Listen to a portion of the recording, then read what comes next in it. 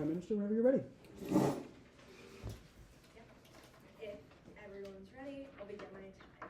Now, we are so proud to propose this. The government of Honduras should end its opposition to Prospera. First, talking a little bit about what that is. That is like a free trade zone that exists on one island in Honduras, where there's a lot of foreign investment that's coming in. It's kind of controlled by these foreign corporations, and they basically set this up in order to be able to have an area where they can have easier access to like investments, and they can have more control over their investments there. And it's like just something that exists right now under Honduras. And it was created in their constitution when they passed a constitutional amendment that allowed for this to happen, allowed them to facilitate these. And now there's like the government is opposing it. That's what's kind of at hand in this debate. Some definitions, I guess, is like to end its opposition means it's no longer going to like advocate against it. It's also no longer going to like take policy against it, i.e. like no longer going to like get into legal fights trying to like oppose its existence. And yeah, the Prospera is pretty clear. Government of Honduras is pretty clear. Then we're also going to define the framework for this debate as net benefits. We think that makes the most sense, kind of looking at whether this is a good policy to be implemented. Something we want to highlight right now is kind of what is the delta in this round. This is just like some characterization. What we think is that fundamentally the opposition that we see in the status quo isn't working. But what's currently happening is that they're kind of being there's 4 reasons the opposition isn't working.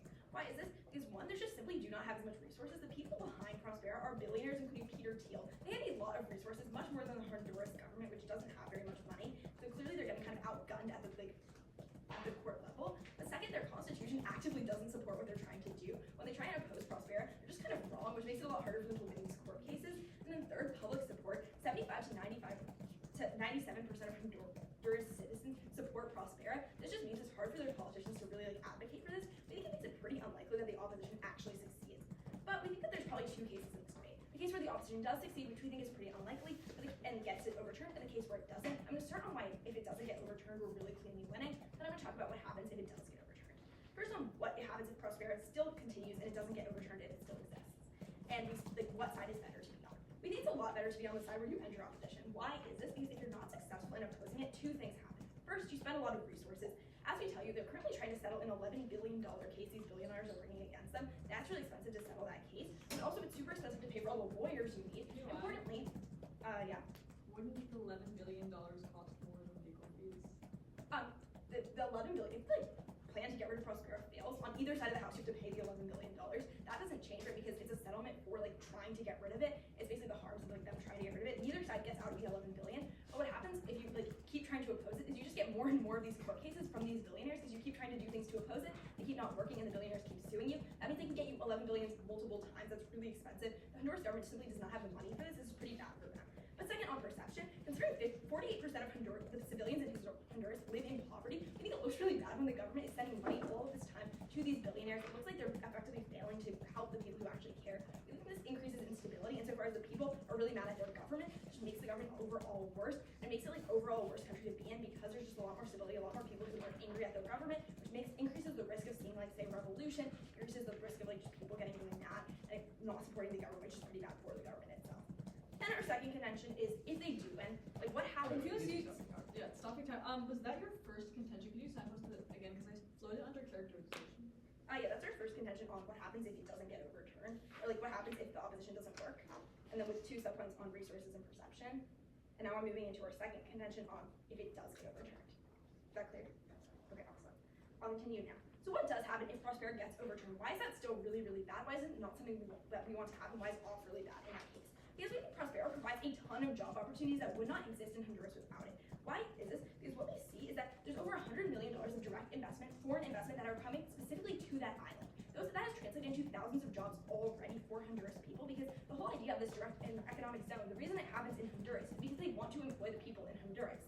Otherwise, they wouldn't do it in Honduras to begin with. We can clearly see the goal of this operation is to take it, like, to basically create jobs for people in Honduras and to use Honduras as a place where they can create these operations in a good way. What we see happen is that there's going to be $500 million of direct and foreign investment predicted to come in the next 5 years just to this island itself. That's out of the only $1 billion that Honduras gets per year in foreign investment. That's literally half of the foreign investment that's going to be coming from this island. We can make a 50% increase in 5 years, then maybe 50% the next year. That's a huge amount of foreign investment that directly translates into employing people in Honduras. What we see is that the unemployment rate in Honduras is actively falling a couple percent every year due to the implementation of these plans. What we see is when we remove the plan, the unemployment rate stays high and we don't give jobs to the people in Honduras. Why is it really good for them to get a job? It just tangibly impacts their benefits, their quality of life. It's a lot better for you, obviously, to have a job, to have money, to put food on the table, etc. We think we combat that. We get like millions of people to have jobs who wouldn't have it otherwise, not only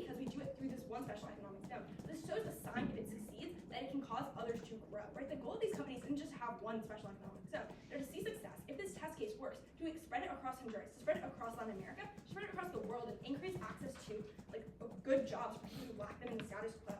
This is like really beneficial for all of these people. It means the impact here is really, really big. Second key thing that's really bad for the opposition, if like they are successful in getting rid of this plan, is that there's going to be a ton of U.S. opposition, and it's probably going to put a massive strain on U.S.-Honduras relationships. What we see is that in the status quo, like the U.S. and Honduras are major trade and export partners. They have a free trade agreement, and 2/3 of foreign investment in Honduras comes from the U.S. But according to the Central American Free Trade Agreement and the U.S.-Honduras Bilateral Investment Treaty, both of those specifically like cover these free economic zones, and the U.S. specifically ensured that there were provisions to allow for these to exist. So what happens when the Honduras government like gets rid of them? These things that are specifically included in these massive trade deals that the U.S. cared a lot about to include. We see that the U.S. is obviously going to be pretty angry that this like provision that they deliberately included for their own interest is gone. What does this do? This creates a big strain on U.S.-Honduras relationships. Importantly, what we see is that Honduras isn't the power player in the U.S.-Honduras relationship. I'm sorry, I don't have that much time. I'll take it at the end if I have time. But what we see is that if the U.S. is mad at Honduras, they can simply just move their foreign investment elsewhere. There's not really anything drawing the U.S. specifically to Honduras other than these free economic zones. So what that means is that if Honduras angers the U.S., they're just going to pull their foreign investment. That means it goes from the $1 billion we're at currently to like $300 million. That's a massive reduction in foreign investment. It probably also triggers other countries to pull their foreign investment if they see the U.S. doing the same. So insofar as this angers the U.S. government, basically makes them like potentially overturn these free trade agreements or at least like move away from supporting Honduras. This is really bad for Honduras because they lack this like ally that's their military protection in the world, but it also is a key trade partner that's no longer going to basically give them these good terms, just going to move its support elsewhere. That's really bad for the people of Honduras. It's really bad for their economy, and it's really, really bad for them in general. Overall, what we really think this debate comes down to is why ending the opposition is probably not going to like end up doing as much as the opposition will tell you it will. It probably won't. The opposition probably won't do anything, and if it doesn't, it's just a waste of money and a waste of the government's resources. But even if it succeeds, we think it's really bad because insofar as it reduces job opportunities for people who desperately need them, for people who are actively living in poverty, and also it creates a strained relationship with the U.S. Thank you. Thank you, Ian. Hello? Awesome. Okay. The order for the opposition speech will be first some quick framing, then two disadvantages, and then the gov as it was read top down. And sorry, I flubbed the first advantage under the characterization, so might have to move sheets a little bit. It'll be under like that one advantage sheet. Okay. Time begin. Now, we strongly negate the resolution resolved that the government of Honduras should end its opposition to Prospera. In terms of like observations, we believe this is a policy indicated by the word should, which is called to action. So therefore, the government like this necessitates that the government is doing some kind of plan or action. They don't provide anything else, so we're just going to assume like this method of opposition is like what they specify. So they're no longer going to be opposing Prospera. They're going to recognize it as a legitimate territory, which means that they concede that like Prospera is legitimate, etc., etc. Two is the definitions. One is Prospera, which is a U.S. company and like backed private city. So there's this private territory that is managed by a U.S. private corporation, and it's like a special economic zone in Honduras. So the U.S. essentially has full, like the U.S. private corporation has full control over this region, and both are called Prospera. The company's called Prospera, and the region. Yeah. Are you saying that like there's not Honduras civil and constitutional law in this area? Because that's what the question. No, I didn't say that. I said It's not a POC. that. Okay, resuming time. Do I have to, like... You don't have to do anything. Okay, sure, yeah. Resuming time now. So, on top of, oh yeah, second is on opposition. Opposition, the government defines it, like, they're not going to do that anymore. Third is the weighing mechanism. We believe the weighing mechanism should be what's best for Honduras for a couple of reasons. One, the actor in this resolution is Honduras, so you actually have to look at what's net beneficially to them. When you're ever taking a policy action as an actor, you're always going to look to what benefits you as the actor in the first place, which means that all the impacts that come to Honduras come before all the impacts to anywhere else. I think the majority of the government side's impacts are on Honduras itself, so we shouldn't have much of a disagreement there. Four on burdens. If the op crews we are better under what's better for Honduras, then we just win this round pretty cleanly. We also know that it's prioritized on the U.S.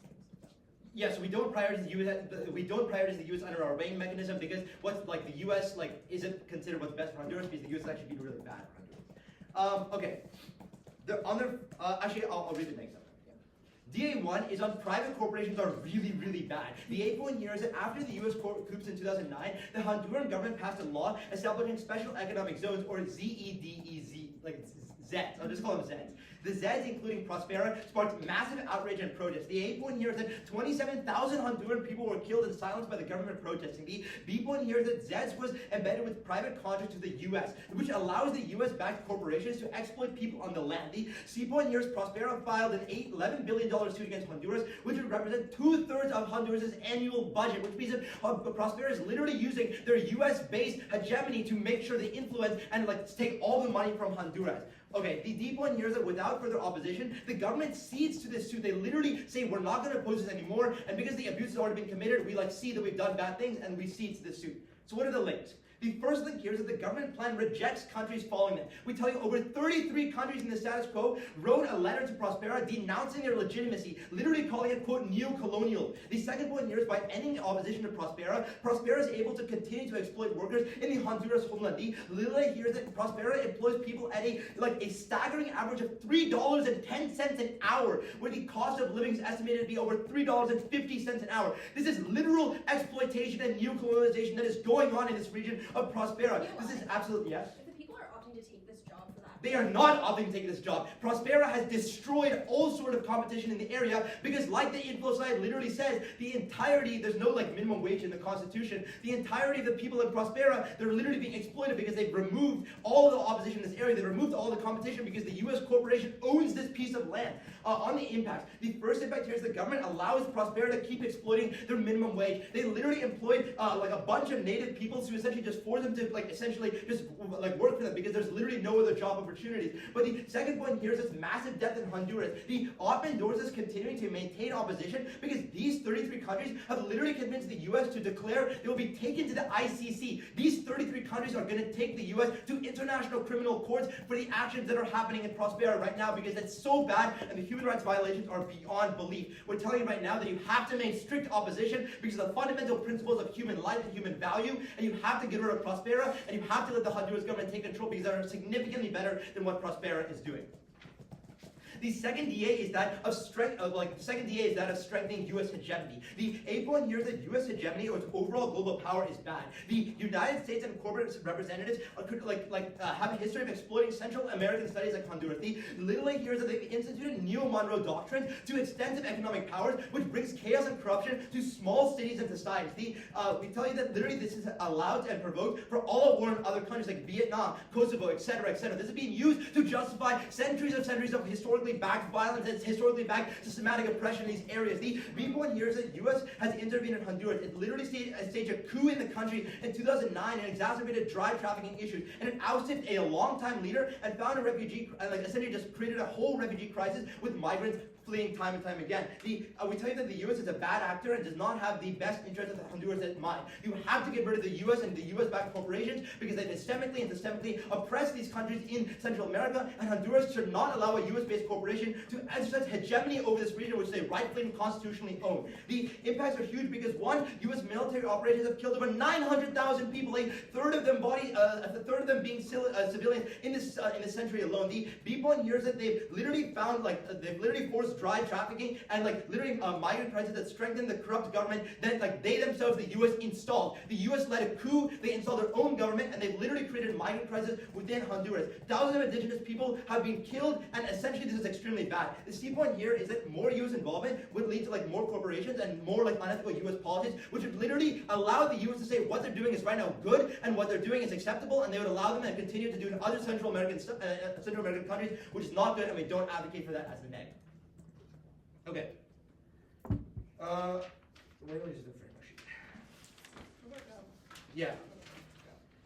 Oh, sorry, it's back here. Okay. On their contention one, but doesn't get overturned. So essentially, they're splitting up their case into two contention. That's fine. Okay. On it doesn't get overturned. There are significant reasons why you would still maintain opposition to Prospera. First of all, crossed by the 33 countries warned, where they've literally signed a doctrine and signed a letter to the U.S. and demanding that they retrieve and remove their president or they'll take them to the criminal court just a couple months ago. And then secondly, they say that they'll spend a lot of resources and they'll never win. But under their world, Honduras will continue to lose. They'll continue to lose their... legal battle. Yet they'll continue to lose their legal battles because they don't have any support. If they withdraw their opposition, they are saying, we don't want your 33 countries' help. We're going to handle this on our own, which, like I said, it just doesn't help like Honduras whatsoever, which means they waste more resources under their world because they don't agree with the 33 countries that want to remove Prospera in the status quo. But on perception, 40% of people live in poverty. Exactly. This is a reason why you're uniquely preferring the neg, because the neg is the only side you allow to remove the exploitation of workers because of the capitalist-dominated industry within that sector of Prospera, which is extremely bad. Okay, uncontended too, but it does overturn.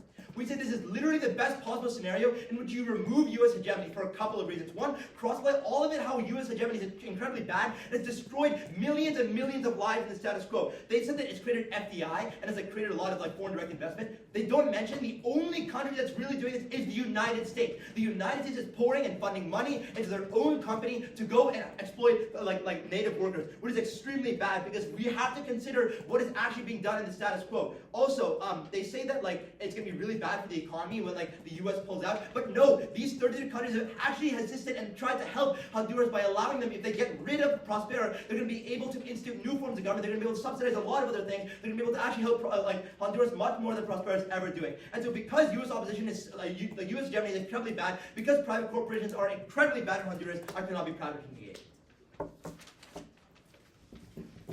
The yellow, MG. Is everybody ready? Want to begin order? Yeah, of course. So off time, it's going to be quickly on the framework, then I'll pace in order, I'll pace in order. If everybody's still ready, I'm going to start my time now. Just first, a quick note on the framework. All tries to confine this round to just net benefits around Honduras. I think that we have to look at the whole world. This is for a couple of reasons. First, a ton of the op argumentation surrounds U.S. hegemony in general, which shows that clearly they're talking about the impacts of the entire world, not just Honduras. Because U.S. hegemony, or at least U.S. hegemony as op argues it, exists ubiquitously. It's not just in Honduras. Thus, if we want to buy any of their case, it's much more fair to expand the framework to just net benefits in general. But then secondly, I think that the role of debate isn't just for a team to get up here at the beginning and say, ignore every impact that doesn't have to do with X. I think that the role of the debate is to find out what's most important. If it turns out that in the rebuttal speeches, at the end of the round, you come to the conclusion that the only thing that actually matters is Honduras because no one else is affected, that's fine, but I think the role of the debate is to find out what is and isn't important. Protected time. Oh, sorry, it's protected. Okay. Then let's go to op base in order. First, they tell you that they're, on their first contention, they tell you two main things here. First, they tell you that there's opposition from other countries, that other countries are trying to take the ICC, and then secondly, they tell you that there's exploitation. First, on the ICC warrant. I think that this happens in both sides of the house. There's not a direct link here on how Honduras being able to withdraw their legal or opposition to this is going to have any impact here. And then I further think that it's not a reason why Honduras is more likely to win their legal battle, right? They tell you people are going to take the U.S. to the ICC. The ICC is A, notoriously ineffective, and B, even when they do get their act together and make decisions, in the end, nothing happens, right? ICC decisions don't mean that much, and we don't get a clear link from all as to what's actually going to happen. Further, they don't interact with the three structural reasons that OSHA gives you at the top of case that prove to you that it is very, very difficult for Honduras to win this legal battle. We tell you, these 33 countries, which are probably going to be less important to Honduras than the U.S., which provides 2/3 of all foreign investment, and then are taking them to ICC, an institution that doesn't do that much, aren't going to be enough. Right? OSHA gives you these three reasons. She tells you they have more resources, more lawyers, the Constitution actively supports Prospera, and further, the public support is majorly in favor of that. I think these reasons flow clean through. Don't buy this analysis on the 33 countries. But then let's look at the exploitation warrant that they give you. Two responses here. First, I think that if you buy any of their second argument about U.S. hegemony, and then the analysis that OSHA gives you, if they're not going to be putting their funding towards Honduras, they're doing it somewhere else. And I think that we have to assume a net benefits framework. It's a little bit unfair to say that, or net benefits to the world. I think it's a little bit unfair to say that the only place in the world that matters is Honduras. If you take their argument at its best, what's going to happen if Honduras wins is that the funding just goes elsewhere, and then you see exploitation happen elsewhere. But then further, I think it's really important to consider the economic conditions in Honduras right now. OSHA gives you this characterization. She tells you, right now in Honduras, unemployment is high, but it is dropping over time due to this. And the only op analysis that we get as to why this is exploitative is because they're not paying people in Honduras that much. Sure, but then we have to be comparative. what happens if you get rid of, what happens if they actually succeed in getting rid of Prospera? It's not that all of a sudden living conditions go up, it's that unemployment spikes because all the people in Honduras who are currently employed in Prospera they don't have that job anymore. They're not able to give back money to their families. Thank you, I have a lot to get through, I'll take it at the end of 5 time. They don't have the ability to send money back to their family in remittances, which injects money into the Honduran economy and then further allows for more economic development down the line because as people get jobs and they get more disposable income, it furthers development in general. I think that you see that decreases. Exploitation isn't the problem here. Just saying they're not paying people a lot isn't sufficient warrant for exploitation, and you don't get enough argumentation here on the imagined human rights abuses for you to be able to buy anything there. There's a very low impact here on exploitation. Okay, secondly, they tell you U.S. hegemony is bad. A couple responses. First, I don't see how, I don't think that there's a sufficient link here as to how continuing this resistance to prosper is actually able to end U.S. hegemony. I think you probably have to buy U.S. hegemony is going to exist on both sides of the house. Right? The structural reasons that make U.S. a hegemony on gov side of the house are the same that make it a hegemon on op side of the house. I think that that's pretty clear. You're probably not voting here. There's very little offense. Sorry, later if I have time. And then further, I think that insofar as you have to buy the U.S. hegemony exists on both sides of the house, what you want to do to combat U.S. hegemony is not to have a ton of small countries, in this case Honduras, that are extremely poor and then even more reliant on the U.S. What you want to have is nations that are more economically stable. I think that foreign investment at the outset is going to be a good thing because look to the analysis that Asha gives you that's dropped, which is that if the U.S. pulls their foreign investment out of Honduras, other nations are going to follow suit. What does that mean? It means they have little to no foreign investment. When they don't have foreign investment, they're going to be more susceptible to taking, predatory loans from other nations. That's probably going to be just as bad in terms of global hegemony. Okay, now going to gov case. We give you 2 scenarios here. First is if they don't win. Second is if they do. Okay. So on the C1, I think that this is the clearest place for you to vote to gov in this round, is on this argument as to what happens if they don't win. Why is this? It's because we give you these 3 reasons. I've said them at the top of case. The reasons, again, in order are that they have resources, they have lawyers. The Constitution clearly states that what Prospera is doing is legal, and then also, the public support is overwhelmingly in favor of this. This means that even if 33 countries are threatening to take the US government to the ICC, which it doesn't do anything, you're still going to see that it is extremely difficult for Honduras to win this case. If they don't win it, this is a huge resource drain, right? On both sides of the house, on op side of the house, you're going to see that 100%, if they keep up this legal battle, they're going to be sued. If they stop the legal battle, maybe they don't get sued this time, but at least you prevent being sued in the future. Because again, these US-based companies that really care about Prospera aren't just going to stop at this. They're at this $111 billion lawsuit. They're going to keep on going. Asha gives you this analysis. Again, it gets dropped. The ICC isn't a sufficient enforcement mechanism to stop this profit incentive that companies in the US have. It hasn't been enough in the future. It's not going to be enough now. I think that we win really clearly here on a resource drain. The people of Honduras need money. There should be money that's invested in infrastructure. This is a huge drain on resources. And then secondly, on the perception, it's important for people to have a good perception of their government. It prevents political instability. I think it's really clear that if people in Honduras are living below the poverty line and their government is throwing money into effectively an empty hole because they're not doing anything, they're not actually getting rid of Prospera, and also they're trying to implement a plan that actively takes away the jobs of Honduran citizens, you're probably going to see huge political and civil unrest. You can float all of this through, and again, because we think that this is the most likely circumstance in the round, because we think that our warrants as to why this is most probably going to happen are really strong, you can flow this through. This is a clear gut ballot. But then what happens in the world that OP is advocating for? We don't think they do enough, We don't think that they do enough work to characterize why this world is ever going to exist. But what does happen if they win? We tell you this is going to be bad for people of Honduras. We tell you it's bad for them to lose their jobs because even if they're not making that much, they're making more than they would in the comparative. And then, sorry, I'm protected time. And then they're able to send the money back to their families and re-inject money into the Honduran economy. This is always going to be good. Then we tell you that the foreign investment from the U.S. is important. They respond here by saying that, no, U.S. hegemony is bad, but they're not able to give you any specific examples as to why, in Honduras specifically, the U.S. foreign investment is a bad thing. We think that they're providing jobs to the citizens of Honduras. Yes, they're not paying that much, but again, you can cross-apply my comparative response here. Things would be worse otherwise. There's not enough characterization work that's done by OP in this round to explain to you why, on the comparative, in the counterfactual, it is going to be better for you to vote for the OP here. Why things are going to get better if they win, I don't think that we see enough here. I think it is abundantly clear living conditions in Honduras are going to greatly decline if they win, and also that's not that probable. You can look to RC1. This is where we get the most offense in the round. Never been prouder to do. Thank you, MG. ML? Okay, hi guys, my name's Allegra. The order is just gonna be like quick observation at the front, weighing mechanism debate, and then I'm going to do the opposition contentions and the government contentions. Observation framework, okay. And same as last time, if you have a POI, stand up.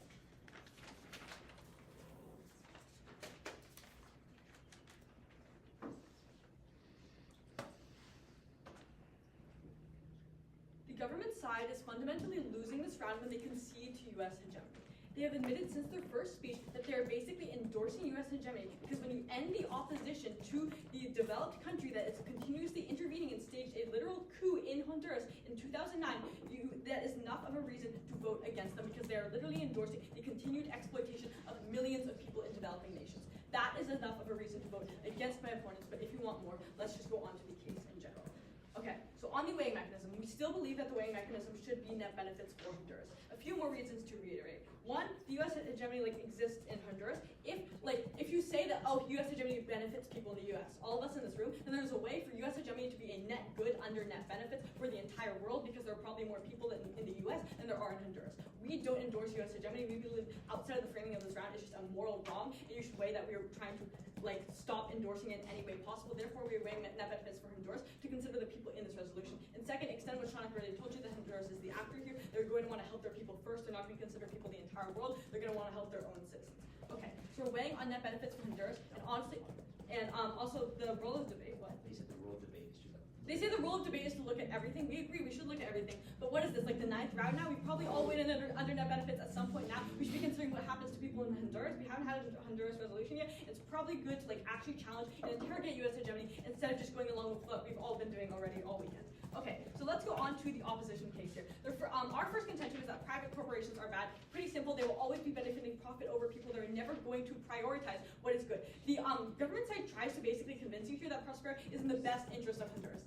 Absolutely not. Just gut check this for yourself. They literally took over an entire island and forced all those people into poverty just so they could pay them below the poverty line and basically to make profit off of it. On Prospera's website, which I looked at during prep, they have a thing on how they transformed Dubai, which is a massive area of just human trafficking in corruption. It's obviously not a good actor, and with Prospera's ties to the U.S., neither is going to be a good actor here. We shouldn't endorse it. On the ICC debate, 33 countries literally support not having U.S. hegemony in Honduras, but if Honduras pulls out its opposition, it's basically conceding to the United States. It's endorsing that it wants the United States to keep intervening here. We see the long-term impact of whatever outweighs whatever short-term happens to the economy because we don't have any more U.S.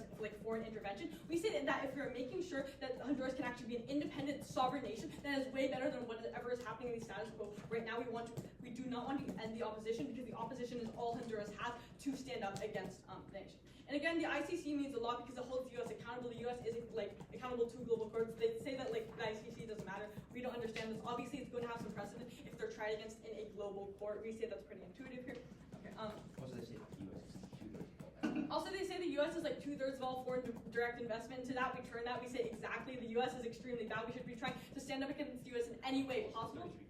And 33 countries have pledged to support more of these. If it happens, we're setting a precedent here. So again, if you wanted to weigh in net benefits, less U.S. foreign intervention is probably good in the long term. It's killed over 1 million people in this century alone. Also, it's harder to win a legal battle when you literally drop out of it. Again, take that Prospera is suing Honduras right now for $11 billion. And if Honduras ends its opposition, it can't fight against this legal battle anymore. And therefore, they lose $11 billion. More people sink below the poverty line. That's probably bad. We say even maybe if they lose the case, it's better to say you tried it all than to do nothing. And we say they'll probably win the case anyway because they have substantial ground here to prove why Prospera has been able to. They also say U.S. hegemony continues no matter what. Sure, we're not going to solve completely for all of it in this round, but we're going to say even if it stops a tiny bit, that is probably automatically a vote for the negation. It's been allowed in the status quo. In the status quo, we're allowing U.S. hegemony again and again, and finally Honduras is standing up against it after, again, the U.S. literally staged a literal coup in 2009 and point us dropped. The U.S. has been exploited for decades. 27,000 Honduran people were killed. Just because they do it somewhere else doesn't mean that's reason enough to stop it here. Just because they're going to maybe go to another country doesn't mean we shouldn't stop it wherever. And we say the U.S. won't go somewhere else because they've already been substantially challenged, not only by Honduras, but by the International Criminal Court once Honduras continues this precedent. Therefore, you can probably see an overall decrease of U.S. hegemony as more countries realize that they don't have to keep ceding everything they have to it. And also, they say that, employment's the big thing. try to collapse to some form of economic benefit, but only a few thousand people have been employed, and they're not making a living wage. They say it's probably better to be making a salary than none at all. But when Prospera literally owns this tiny island, you can understand that they probably pushed out all local businesses and make sure that everyone who wanted to be employed had to be employed under Prospera. We say that local businesses that are going to pay a substantial living wage to the people are better than like a company from the United States basically forcing everyone to live below the poverty line. That's probably bad. You're probably going to just vote on the fact that Prospera is not a good actor here, therefore we should not stop opposing it. And again, extend all the impacts that Shanik already gave you, the $11 billion suit, the millions of, like the thousands of lives that are being lost, just everything that's happening. The second opposition contention was just on U.S. hegemony in general. I'm going to just quickly extend, again, like the U.S. has killed like over 900,000 people in this century alone, a third of them literally being like innocent civilians. They forced drug trafficking, a migrant crisis, and just like the deaths of thousands of indigenous people in Honduras and in Central America, the world as a whole. I think we all pretty much understand that it's bad here to the point where the government concedes it. The U.S. hegemony should be challenged. There's infinite offense on that. The government side tries to tell you this is not the most important thing in this round, to the point where you should believe, based on the fact that they know they're losing on that this is probably going to be the most important thing in this round. In long term, it's going to be good to be independent rather than lose. And compare the two worlds without or with. In a world with the Honduras having U.S. hegemony, they're literally just going to continue being like left to the mercy of a developed country. We see that as horrible, and they will never become independent that way. Rather than if they continue their opposition, they continue standing up against them, and just like other countries will follow suit and pulling out if they need. We say the U.S. should be stood up against, extend our offense. Yeah, I'll take your POI. Is Prospera the only mechanism through which the U.S. can like exert hegemony over? No, Honduras? but we say it's one of the mechanisms. You're probably trying to stop a lot of the mechanisms. Like just like we should try to stop all the mechanisms of U.S. hegemony. Right now we're talking about one of the ways we should do it. Let's go for it. Great. Okay. The first government contention is just a world where it doesn't get overturned for Prospera stays and stuff. They say like there's no like legal precedent, but like legality doesn't mean anything just because it's under the Constitution that's okay for Prospera to be there. Things like slavery and like a lot of horrible things have been legal. That doesn't mean that they're exactly morally or just like under a utility framework right. So that's not going to be a voter of legality. What is actually right under Honduras' Constitution? It's clearly been like amended before we can amend it again. They can win the legal battle. Like it's $11 billion. They say it's going to be lost in either world. No, we say if you fight a court case, you're more likely to not lose the money than if you don't fight the court case. And the U.S. would consider withdrawing from Honduras as like being an international criminal court. 33 countries stood up against it. That's pretty intuitive here. They think that the U.S. can just like go doing whatever it wants. Well, that's what it's doing because no one's challenging it. We're trying to challenge it. Yeah, sure. Like we need like a lot of positive benefits, but like there's been so many lives lost, and there's just really no world in which there's like a case for the government side in this round to the point where they can see the most important things. On their second contention of if it gets overturned, they say it's going to be best for Prospera to be here. We tell you it always won't be. Why? The job opportunities are literally on a substantially small island. Again, they've locked everyone out of economic opportunities. You can pretty much understand here, Prospera has a monopoly over this tiny island. If they continue doing this, they'll just expand to more places in Honduras. They'll expand to more countries. If they don't have any opposition, there's no one to stop them from exerting their influence. And just like Prospera is literally trapping people below the poverty line. What else the 33 countries is going to help subsidize? And the 33 countries are going to help subsidize Honduras' recovery from the U.S. foreign direct investment. So there's also solvency for Honduras being able to recover. You can consider in the short term, sure, a little bit is lost, but in the long term, they gain back all their sovereignty. They won't have as much of like corruption, drug trafficking, like migrant problems, whatever, because like they'll be able to have their own sovereignty, and the U.S. continues to exasperate it because it's good for them economically. You're voting up here on the biggest layer in this round is just going to be U.S. hegemony to the point where the government concedes it. Prospera is not a good actor. The U.S. is not a good actor, and so we should continue opposing them. Thank you. Thank the ML. Hello? Perfect. Okay, so you can vote the LOR on that.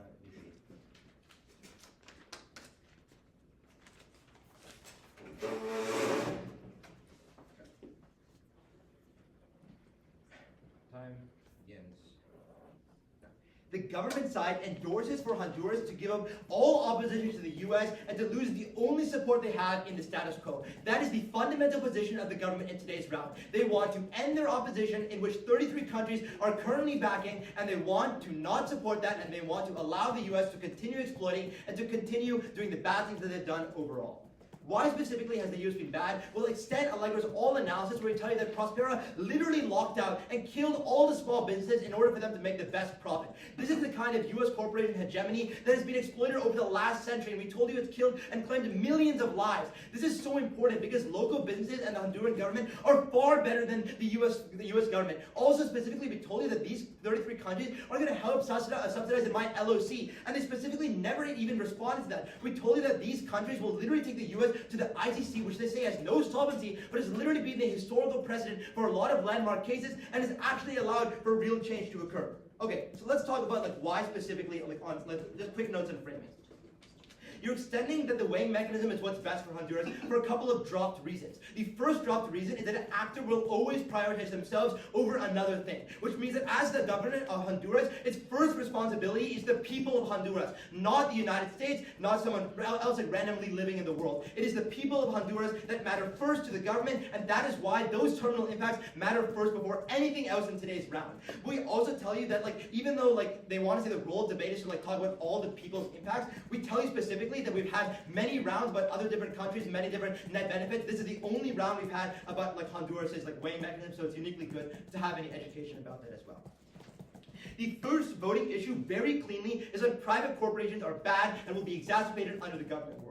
And there's a couple of conceded links which they never respond to. We told you the government plan is going to reject 33 countries that literally wrote and declared to Prospera that you are not illegitimate, you are neo-colonial. These countries want to take specific actions against Prospera to remove their action and remove their state. To which the government responds, what can possibly be better than U.S. hegemony? We tell you so many things are better than U.S. hegemony because specifically Honduras has literally the option, the mobility to not only subsidize from these 33 countries, but to also allow local businesses to flourish. They also fundamentally concede that the government side is literally going to keep on endorsing a $3.10 versus $3.50, which means that all those people in this region aren't even able to live comfortably with the cost of living. Also, our second link that was conceded was by ending opposition to Prospera, Prospera is able to dominate outside of Honduras, and although that's not even part of the weighing mechanism, they conceded if you even want to go and buy their weighing mechanism. Prospera employs people at such a low rate and essentially recruits all these native people and forces them to work for them because they're the only competition in the market.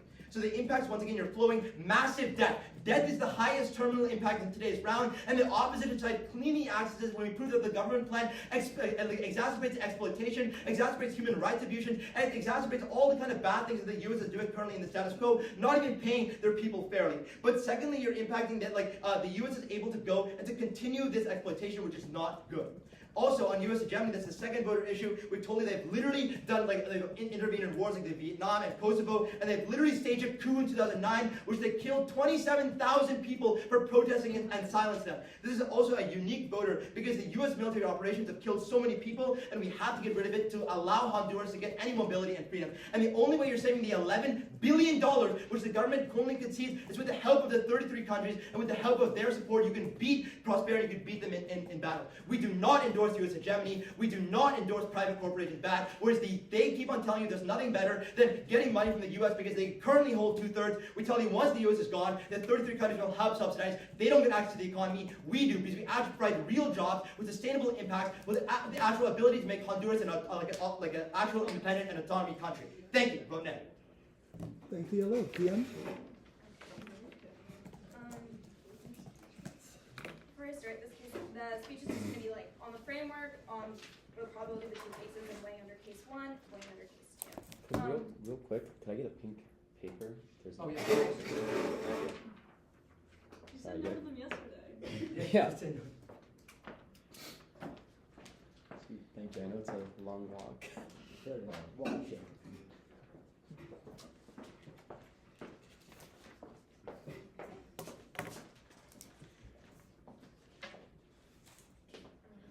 Ready when you are.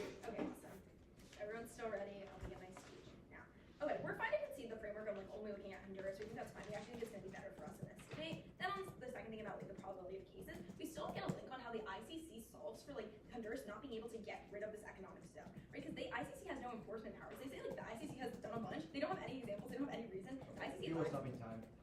My argument about the ICC is brought up in the LO, so this is a new. Is that what you meant specifically says how the ICC lacks any enforcement power and it lacks actual power to do anything about its decisions? So a basically direct quote.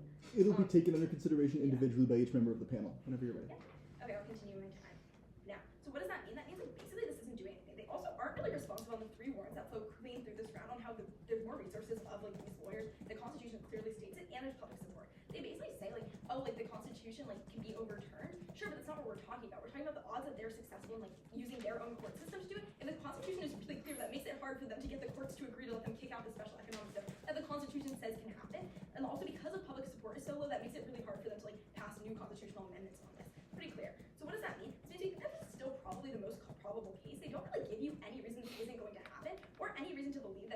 going to be able to remove Prospera because clearly it is like all three reasons still flow through. That means we think probably case one is happening, case where it doesn't get overturned, where the opposition is basically not getting change here. Why are we really, really cleanly winning here? Because yeah, on both sides of the house then, we have to pay this $11 billion settlement because, like, or at least on their side of the house, they are guaranteed to have to pay it because they're gonna lose the case. That's like what this case is when they lose. So then they would have to pay that $11 billion. On our side, we think there's a pretty good chance that like when we just like stop our opposition, they pull the case. Okay, They're give us both- something time. That argumentation that when you like stop doing it, they'll pull the cases. That's very, very new. Sorry. Yeah, there's an analysis from Zoe that you only have a guarantee of having to pay when you lose the case, versus if you like concede, there's a chance that they will just pull it. That comes from like, the top of her speech. But again, judge's discretion. I'll continue the speech. Now, why are we really cleanly winning here? Because at worst, we both have to pay this $11 billion, but at best, we can avoid paying it because we just like they'll drop the case when they get what they want. While on their side of the house, they have to pay because they just lost the case. But importantly, this perception argument still flows through because what we tell you is the Honduras people support this. That's a really key link here that they miss. They tell you like, oh, the Honduras people will be glad they fought. No, but they're not going to be glad they fought something that they want to happen. Or they're going to be mad that their government just wasted all this money fighting something they don't support, and they're going to have to spend a lot more money trying all these future cases as they just try over and over again with their billions of lawyers because they're literally billionaires trying to do this. They're going to just keep having to lose more and more money to more and more legal cases. It's pretty clear that it's better for the government to have more money on our side. At worst, like they lose $11 billion and nothing more. On their side, they lose at least $11 billion, if not more. Plus, the people like the government more on our side. That's more political stability. It's pretty clear how we're winning there. But now let's look at like the second case, which is where most of the clash happens in this debate, which is what happens if like they are successful in kicking Prospera out. First, on U.S. hegemony, we think importantly the opposition just simply lacks solvency here. Why is this? Because Honduras opposing U.S. hegemony does not solve U.S. hegemony in the globe. Also importantly, they just tell you the U.S. is a bad actor, so you should oppose their hegemony. It's a net benefits framework. They need to get it at the impact level. That's not like a reason. But let's look at like what happens that they tell you. They talk about the 2009 coup. 2009 was before Prospera was created when the U.S. caused a coup in Honduras. It's completely non-unique. U.S. still has hegemony. Give us stopping time. The argumentation that Prospera was created before the coup, or after the coup, whatever it is, like Prospera relating to 2009 is very new. That was part of the yellow. Okay, it's kind of just like, that's kind of just obvious. But I will stop. Yeah, judge's discretion, I We'll guess. take it into consideration whenever you're ready. But either way, we think that importantly, U.S. hegemony exists either way because they still have so much control over the region. Like, they still are controlling the vast majority. Like, the minority doctrine still exists. They still have a lot of hegemonic control. We don't think they solve this. But, like, what is really the delta here? The delta is this investment. Because what they say, there's basically three ways that this ends up impacting the people. First one, this idea about, like, unemployment. They basically say, like, oh, these people are being exploited. But they don't actually give you a reason. We think, like, yeah, it's obviously sad that they don't get paid that much, but at the same time, unemployment is going down. It's better to have more people in Honduras having jobs that aren't, like, making great wages, but the jobs before also weren't making great wages. And so far as unemployment is going down, we still see better quality of life overall. They talk about how, like, oh, they're shutting down businesses that were there before. This was, like, an uninhabited island before, so there weren't small businesses there. Then, so what we see is, like, this is basically just creating new job opportunities, so it's pretty clear that, like, insofar as, like, Okay, yeah, fine. I'll call it this time. Point of order. I think the argumentation that the island Prospera was on was uninhabited before is new. That is it's a response to the idea that there are small businesses that got to this. It doesn't come from a member. Judge's discretion. I'll continue my speech now. So what does this really mean? What we think this means is that fundamentally the jobs that they're getting is like basically good jobs, and unemployment is going down. That's fundamentally what matters. Insofar as like, yeah, it's bad that if there was anybody impacted, like the jobs before basically were also getting poverty wages. There's 48% of poverty before these jobs, and fundamentally like, there's just more jobs, and more jobs is more people who have more money, so it's just going to be better. Then second, we think that there's another reason that we get more employment, because what happens on their side isn't just that you lose the jobs coming from Prospera, but you lose all the jobs that happen because of foreign direct investment. Because what we tell you is 2/3 of that is backed by the U.S., and the U.S. will pull it when Prospera does not end up being successful. And Prospera is so opposed, and that because it's like fundamental to their trade deal. This goes like basically drops, and what we see is that like when the U.S. pulls all this foreign direct investment, that's $1 billion pulled out of the government, and all the other countries are going to also pull their foreign direct investment. Importantly, these 33 countries that they talk about, even if they maintain their foreign direct investment, it's not 2/3 of the foreign direct investment. That's what comes from the U.S. When the country lacks foreign direct investment, it lacks the potential for economic growth. It lacks investment into its industries. It lacks the ability to basically create more money, create more jobs, ever fully develop. We think importantly, this not only allows us to have a better economy for the people, more job opportunities, because foreign direct investment actively leads to employment for the people as it creates new companies that can employ people, give them jobs, and give them money to go spend and grow the economy even further, which is like obviously good for them because having a job just means you're less likely to like starve to death, lack medical care, etc. It just gives you a better life and quality of life. We think importantly, this also gives us solvency on the U.S. hegemony. Why? The only way that you're ever going to see Honduras being able to do anything about U.S. hegemony is once it becomes a developed nation. Fundamentally, developing nations lack power on the global stage. If China I'm can't... so sorry. I'm going to call another point of order on the, like, it should only stand up against U.S. hegemony once it becomes a developed nation. I gave that analysis to MG, which It will be taken under consideration. Whenever you're ready. Okay. So what does this mean? This means that the only way you can ever stand up to hegemony is once you have a developed economy behind you. The only way to ever access a developed economy is to get investment from foreign factors. The only one that's doing it in the region is the US. They provide no way to get other foreign direct investment. You automatically lose all this investment, which pulls the economy on their side. For that reason, I'm so proud to propose this. Thank you. Great round, guys. Look around, guys. Thank you all so much for a great round. I'm going to stop the recording. Folks on the panel, Tib did ask us to be quickish. We'll go outside. Dang.